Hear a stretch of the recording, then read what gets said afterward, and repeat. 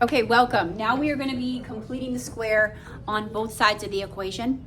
We're not trying to change, we're not working with quadratics where we're changing an equation from standard form to vertex form. And I want you to see completing the square where you can use both sides of the equation sometimes, and then depending on what you're doing, you might have to work on one side. In pre-calculus, we're going to have to work on one side because we're going to be solving equations of circles. So we're going to have to complete the square twice on one side. Okay, but here's an example when you can use both sides. If you're just solving, take a look at number 9. We did number 11 already. Number 9, the a value, the number in front of k squared, is not a 1. Okay, the c is already in the right place on the other side. So what we're going to have to do is first factor out, GCF out, undistribute that 2. So I did that step number 1, left the negative 12 on this side. Now, we're going to complete the square on the left here. When we do that, what number are we going to plug in here? Half of 8 is 4, squared is 16. So plus 16. Yeah? Okay. Since I am adding, what am I adding on this left here? It's not really 16. What is it? It's a 16 times 2.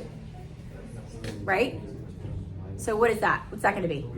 32. We're adding 32 on the left side of the equation. So on the right side of the equation, we're also going to add 32. Not subtract, add.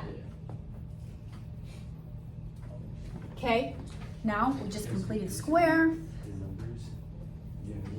And we already found this 4, by the way.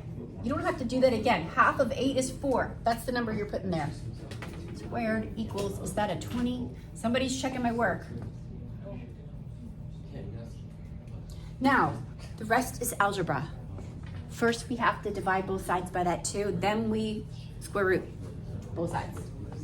Divide by 2. So I'm just gonna run out of room otherwise. Squared equals, that's gonna be a 10. Is that the step you forgot? I'm just kidding. Now, square root both sides.